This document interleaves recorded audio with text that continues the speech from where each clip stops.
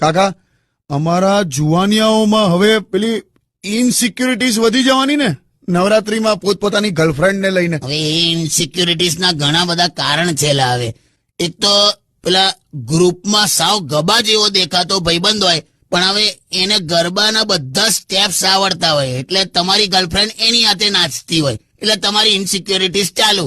બીજું, તમારી ગર્લફ્રેન્ડ જેટલી સારી રીતે તૈયાર થાય ને એટલી તમારી ઇનસિક્યુરિટીઝ વધી જાય, કેમ કે તમને ખબર છે કે બધા એને જોવાના છે, પણ તું રોકી શકવાનો નથી. હા, એ બરોબર. આવી ઇનસિક્યુરિટીઝ છોકરીઓને પણ હોય.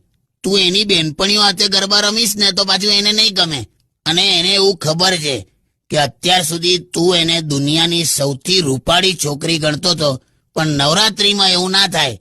એને ખબર છે કે તું આજુબાજુ જોઈશ એટલે ખબર પડી જશે કે તું ખોટું ગજવામાં માચીસ લઈને ફરે છે, બાકી દુનિયામાં તો આગ લાગી ગઈ છે.